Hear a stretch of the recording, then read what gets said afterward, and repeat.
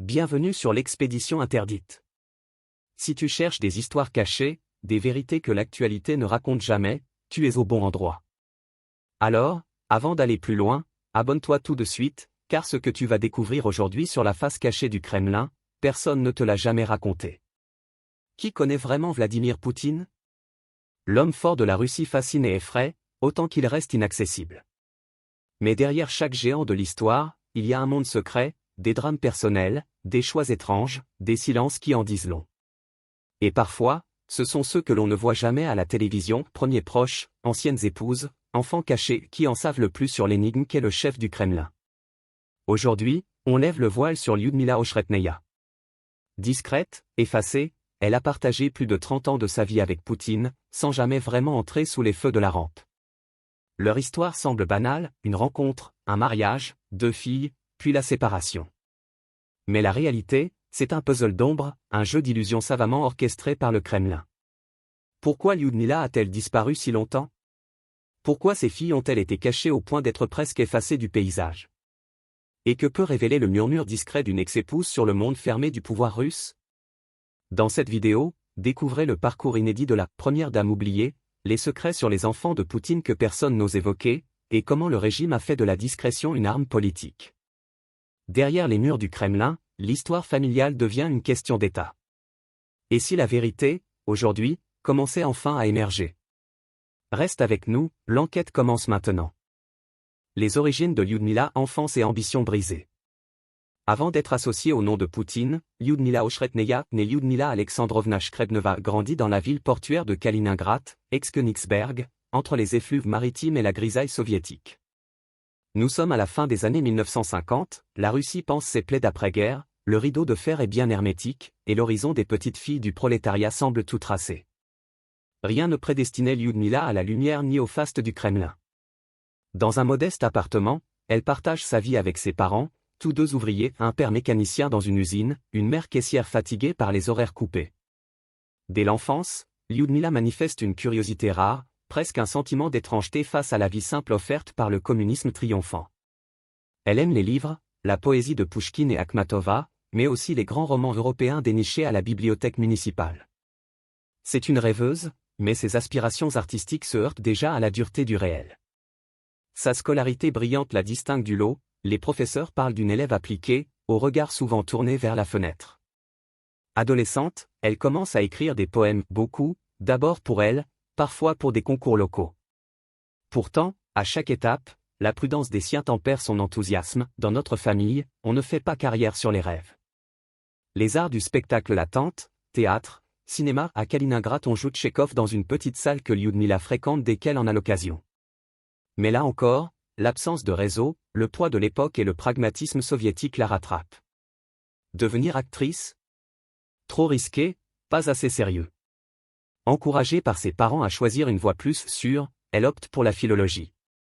Sa passion pour les mots sera son socle, elle étudie à l'université de Leningrad, où elle se spécialise en linguistique allemande.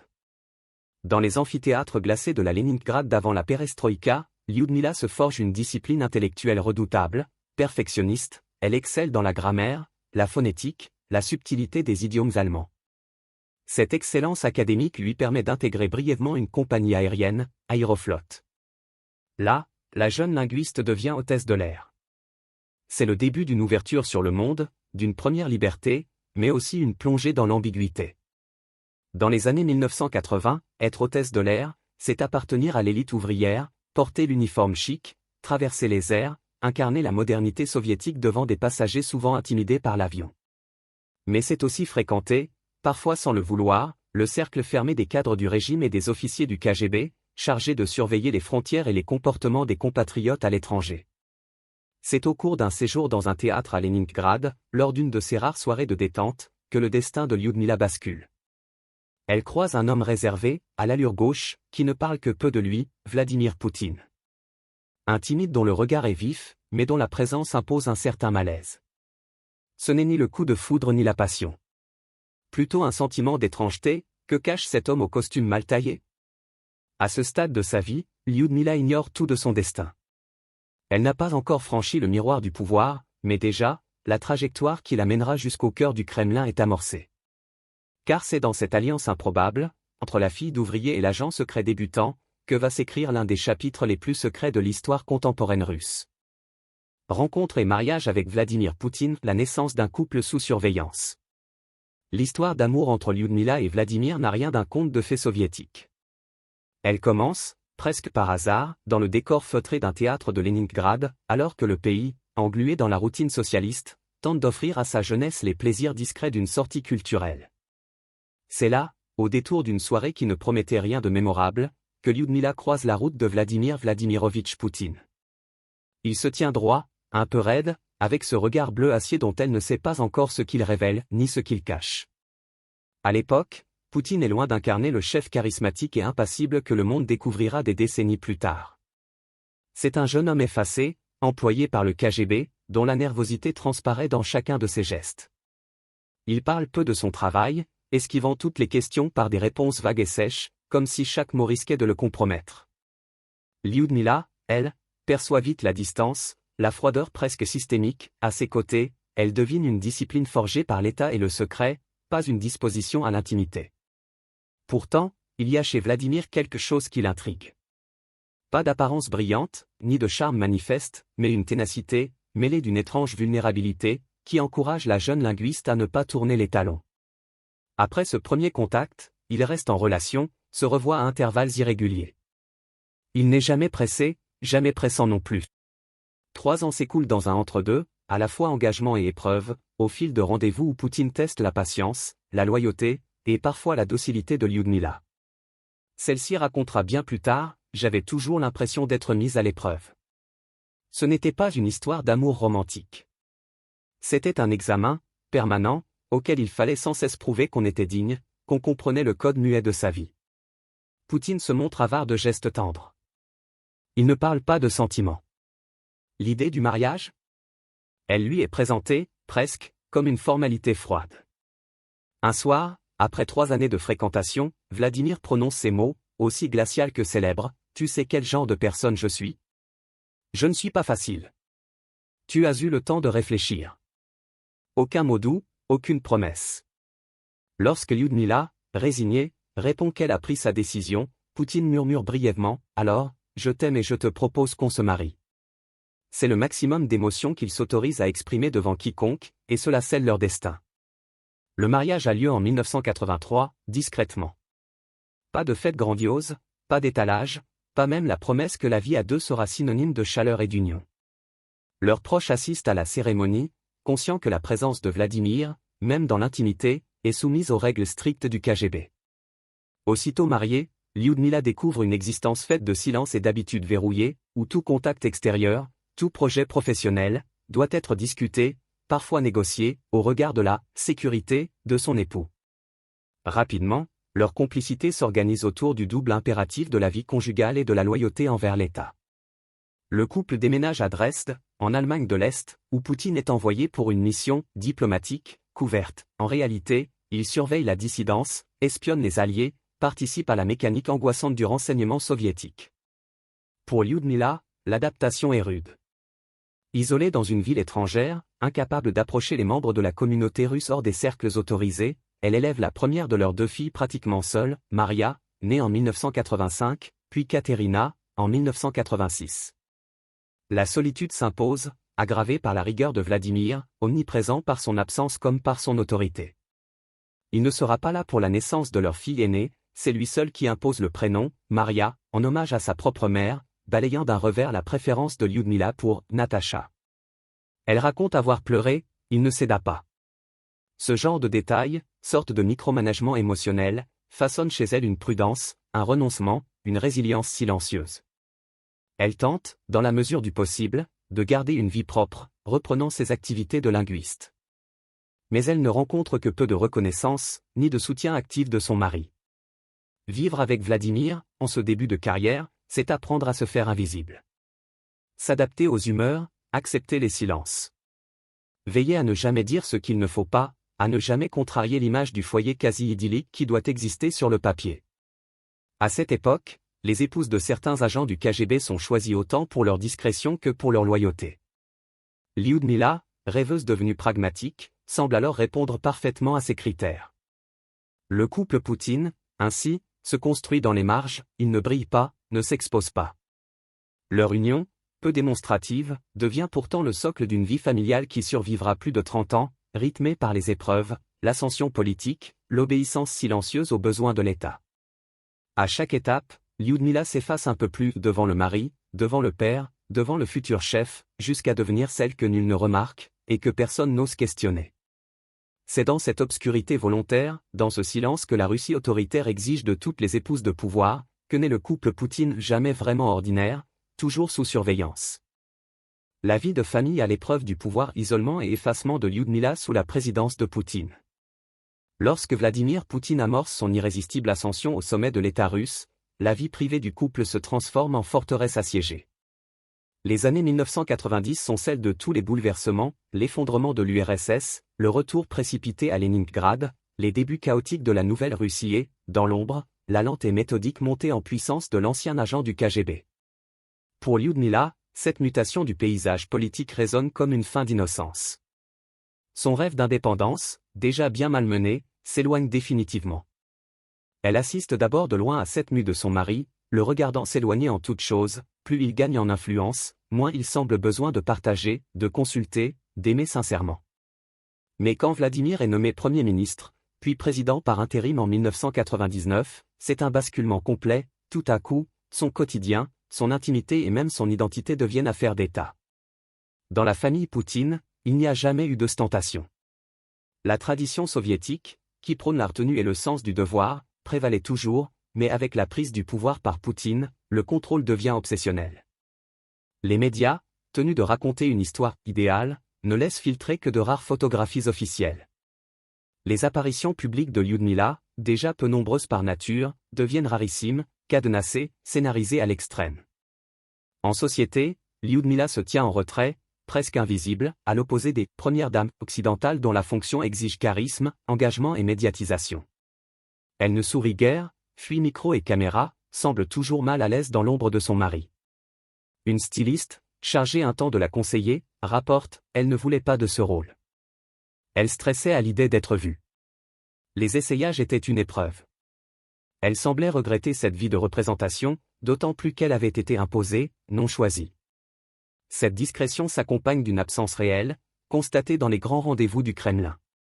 Lors des célébrations religieuses orthodoxes, à Noël ou à Pâques, les téléspectateurs découvrent souvent Vladimir Poutine seul, flanqué de conseillers, mais jamais de son épouse. Les rumeurs de séparation, d'exil volontaire ou de retraite dans un couvent, fleurissent à mesure que le silence s'épaissit. Pour le Kremlin, ce mutisme est une aubaine, il agit comme un voile protecteur, empêchant critique et indiscrétion. Pourtant, en coulisses, Lyudmila n'est pas inactive. Elle tente d'occuper des fonctions qui la maintiennent dans l'arrière-plan du pouvoir.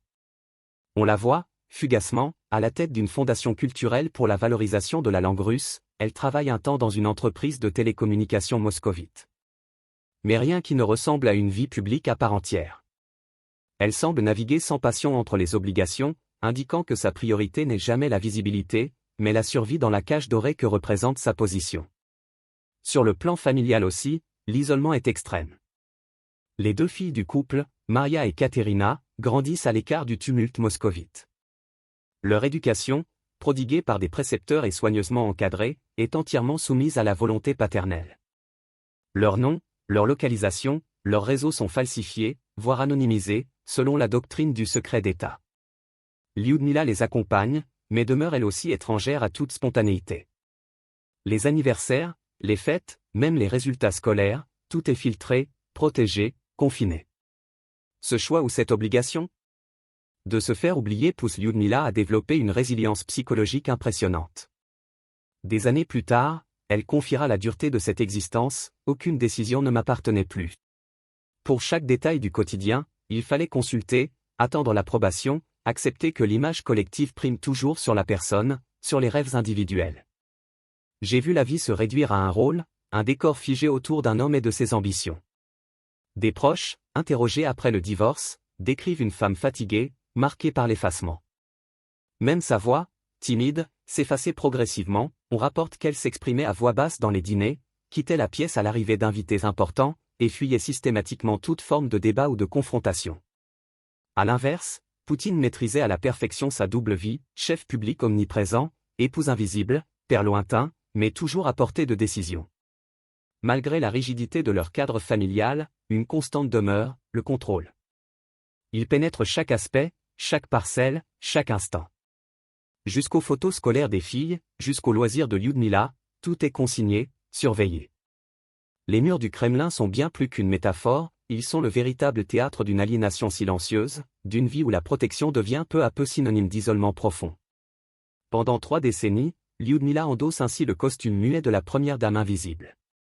Nulle extravagance, jamais le moindre écart. Elle s'enferme dans une routine de compromis, entre fidélité à l'image publique et renoncement à toute vie commune authentique. Si certains admirent la dignité de sa réserve, d'autres y voient le symbole terrible du système russe, un monde où le sacrifice individuel, poussé à l'extrême, devient la condition même de la stabilité politique. Mais rien n'est éternel. Un jour, ce silence va céder. Et c'est alors qu'une toute autre séquence, inédite et périlleuse, s'ouvrira pour Lyudmila comme pour la Russie, celle de la disparition officielle et, enfin, celle de l'émancipation discrète. Au-delà des murs du secret, la leçon de l'ombre. Voilà, tu as traversé dans cette vidéo les couloirs feutrés du pouvoir russe, exploré les silences derrière les portraits officiels, remonté les traces effacées d'une vie privée devenue, au fil des ans, une vraie question d'État. Derrière l'image glacée et impénétrable de Vladimir Poutine, nous avons déchiffré ce que la Russie moderne refuse obstinément de montrer, la fragilité cachée sous le mythe, la solitude derrière la toute-puissance, la souffrance muette de celles et ceux qui se sont effacés pour que le chef reste invulnérable. Lyudmila Oshretnaya incarne plus qu'une simple ex-première dame, elle incarne l'histoire de milliers de femmes rendues invisibles par la raison d'État, le poids de la tradition ou la violence discrète de la politique. Ces filles, fugaces silhouettes anonymes, sont le symbole d'une dynastie fantôme, née dans l'or et l'ombre, protégée et coupée du monde, elles racontent à leur façon la Russie des secrets, des pactes silencieux, des vies soigneusement cloisonnées. Leurs privilèges, réels et massifs, sont le prix d'un isolement consenti ou subi, celui d'être toujours au centre du jeu sans jamais pouvoir jouer. Ce voile de mystère, entretenu avec un soin quasi paranoïaque par le Kremlin, dépasse largement la simple sphère familiale. Il dit tout d'un modèle de société. Ici, le chef se protège en protégeant son secret, le peuple ne sait que ce qu'on veut bien lui révéler, et la vérité réelle reste cachée, comme ces photos de famille qu'on range dans un coffre dont on a perdu la clé. Et pourtant, les fissures s'élargissent. À mesure que le temps passe, que les langues se délient, que l'information filtre parfois malgré tout, la légende s'effrite. L'histoire de Lyudmila, à peine murmurée aujourd'hui, sera peut-être demain racontée à voix haute. Les murs les plus solides du Kremlin ne sont jamais éternels. Le règne du secret absolu, lui non plus, n'est pas éternel. Ce que nous enseignent les silences de Lyudmila, le secret malaisé autour des enfants de Poutine, les rumeurs tenaces sur ses compagnes et héritiers cachés, c'est la force des récits alternatifs. La vérité, même comprimée, finit toujours par trouver une fissure pour s'infiltrer. Les histoires les mieux verrouillées, un jour ou l'autre, émergent à la lumière. C'est cela, finalement, la force du documentaire, du témoignage, de l'enquête, donner une voix à celles et ceux que l'histoire officielle préfère oublier. Tu as le pouvoir, toi aussi, de ne pas oublier. Si cette plongée dans l'envers du Kremlin t'a interpellé, si tu veux que ces récits refassent surface, n'hésite pas à t'abonner à la chaîne maintenant, à liker, à partager. Dis-nous aussi dans les commentaires, qu'est-ce qui t'a le plus surpris, le plus choqué, le plus fait réfléchir dans ce parcours d'ombre et de secrets? Que crois-tu que la Russie tente encore de cacher? Et surtout, à ton avis, pourquoi ce besoin, à un tel niveau de pouvoir, de tout dissimuler? Partage cette vidéo autour de toi, plus nous serons nombreux à questionner, plus nous élargirons ensemble les brèches dans les murs du silence. Ici, on déchiffre ce que d'autres voudraient taire, on éclaire ce que le pouvoir trie dans l'ombre. Reste avec nous pour d'autres enquêtes, d'autres destins extraordinaires, d'autres vérités longtemps interdites, et, surtout, n'oublie jamais, ce sont toujours les voix oubliées qui, un jour, écrivent l'histoire. Merci d'avoir suivi cette plongée jusqu'au bout. À très bientôt pour une nouvelle vidéo qui ose regarder là où personne n'ose aller.